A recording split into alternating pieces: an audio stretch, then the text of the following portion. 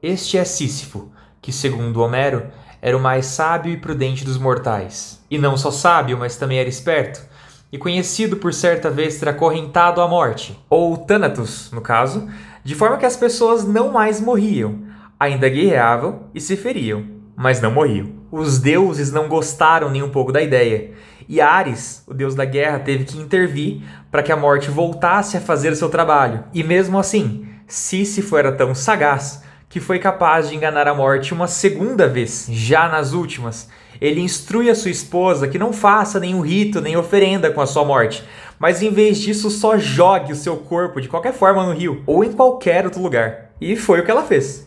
Aí Sísifo desce até o Hades e apela para Perséfone, a esposa de Hades, revoltado, dizendo que a sua esposa não sabia performar os ritos necessários e pedindo para voltar, para que assim ele poderia ensiná-la e ele pudesse assim ser dignamente sepultado. Como ele tinha as manhas, o seu pedido é acatado e ele ganha permissão de andar entre os vivos novamente. Mas Sísifo gostava de viver, então ele não tinha a menor intenção de voltar ao mundo dos mortos voluntariamente. Depois de ser acorrentado, Thanatos é que não ia mais atrás dele, então ele esperava ficar de boa até a velhice. Mas para que os outros humanos não achassem que é tudo festa, Hermes trouxe Sísifo de volta para os deuses. Não deu para escapar. E Zeus sempre foi bastante criativo. Pela eternidade, Sísifo foi condenado a empurrar uma pedra monstruosa montanha acima com as mãos e os pés. O suor escorria dos seus membros, o pó da sua cabeça se elevava, e ele conseguia levar a pedra até o cume do monte. Mas chegando lá, o peso da pedra fazia ela rolar de volta. E tudo isso só para repetir de novo a mesma tarefa. Voltar até a base do monte, rolar a pedra de volta para cima, só para ver essa pedra caindo de novo. E não é 2, 3 vezes, é para sempre. É uma eternidade repetindo a mesma tarefa, que se anula em si mesma. É vã no sentido mais profundo. O paralelo dessa história com a Idade Moderna já foi muito bem estabelecido por Albert Camus, um novelista francês muito conhecido, que introduziu o conceito de absurdo e, em particular, inspira esse canal aqui. O absurdo, segundo Camus, é o sentimento que aparece quando você se dá conta de que o que a vida é, na sua essência, não bate com o que você esperava que ela fosse, ou o que você acredita que ela deveria ser. Muitas vezes, isso se resume a procurar sentido, justiça e ordem na existência, mas encontrar algo vazio e caótico, ou procurar algo grandioso e só encontrar o banal. Sísifo é a personificação do absurdo, mas um ponto que chama particularmente a atenção é que Camus escreve que é preciso imaginar Sísifo feliz. E essa é a questão central desse vídeo. Por que Sísifo é feliz? Um bom ponto de partida seria se perguntar ao contrário.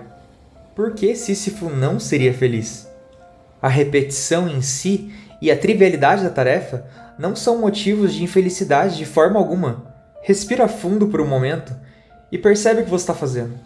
Você está enchendo seu pulmão de ar, fazendo força ativamente para isso acontecer, só para soltar de volta todo o ar que você acumulou e voltar ao seu estado original.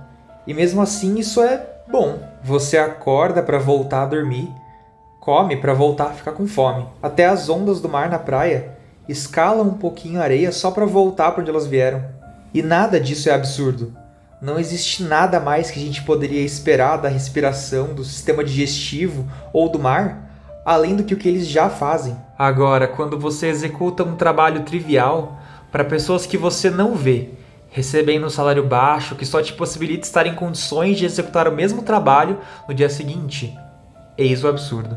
Mas ao contrário de nós, assalariados, Sísifo não rola pedras à toa.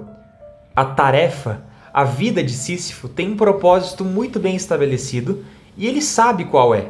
Se você pergunta para Sísifo por que você faz o que faz, ele responde, porque os deuses querem assim. O propósito, o sentido da vida de Sísifo é rolar pedra, por vontade dos deuses. E o sentido da nossa vida, será que não é só respirar mesmo? Levar ar para dentro do pulmão, só para assistir ele caminhando para fora? Talvez a gente fosse mais feliz se só precisasse respirar mesmo. Da mesma forma que Sísifo Talvez seja feliz porque só precisa carregar a pedra para cima e para baixo. Mas indo um pouquinho além no paralelo da vida moderna com o mito de Sísifo, eu posso dizer com quase total certeza que a felicidade de Sísifo vem das duas coisas, tanto de carregar a pedra para cima, quanto assistir ela rolando para baixo. E não haveria felicidade na ausência de qualquer uma dessas coisas. Uma punição bem mais cruel para Sísifo seria forçá-lo a carregar a pedra num morro infinito para cima. E isso sim é realmente absurdo e perturbador, e infelizmente é o que melhor representa a sociedade contemporânea. E embora eu não saiba dizer por que Sísifo é feliz, eu garanto que um dos motivos é que ele não tem o pensamento moderno. Bom, talvez a questão principal não seja Sísifo. Nunca foi Sísifo. Sísifo tá de boa. É só a gente que tá a Sifu mesmo. No dia a dia, a gente, igual Sísifo, também carrega a pedra pra cima, pra baixo, pro lado, na diagonal, derruba, pega de novo, vê ela rolar, mas sempre tem de fundo aquele objetivo de sempre carregar a pedra um pouquinho mais pra cima, ou um pouquinho mais rápido, ou aguentar um pouco mais.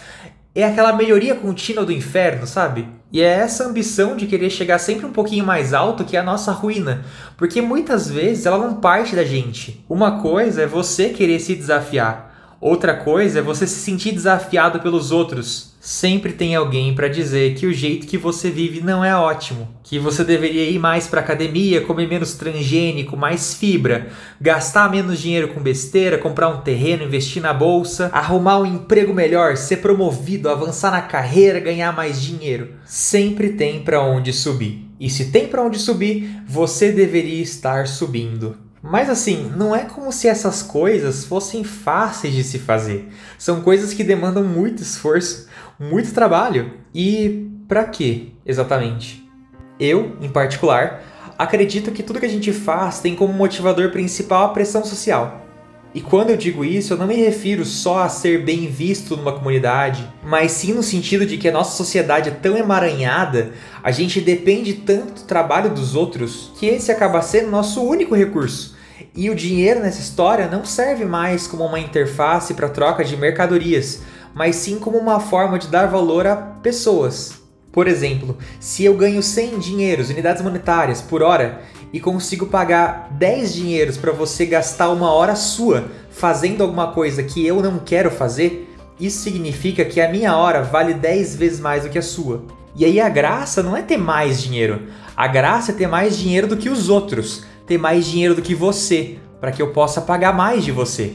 Você entende? O objetivo não é acumular coisas, o objetivo é ter controle sobre mais pessoas. E isso porque para comer, eu preciso de gente plantando para mim, colhendo para mim, trazendo as coisas para mim, empacotando para mim. Para suprir qualquer tipo de necessidade que eu tenho, eu preciso de gente fazendo alguma coisa intermediária para mim. E quanto menos essas pessoas valerem em relação a mim, melhor. É como se a sociedade fosse uma pirâmide fluida. É uma massa de gente acumulada uma em cima da outra e o objetivo é ficar o mais para cima que você puder, porque senão você vai ser esmagado.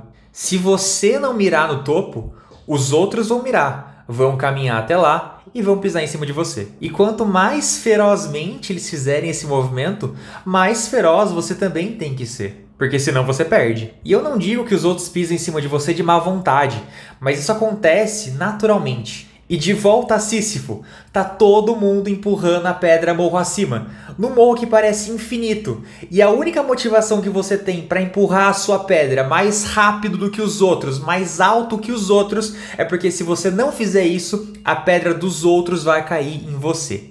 Eis o absurdo. Carregar a sua pedra morro acima pode até ser vão, mas se vê obrigado a fazer isso de uma forma que não é a ideal para você, só por causa dos outros, isso é ainda mais idiota. Sísifo só tem a chance de ser feliz porque ele tá sozinho.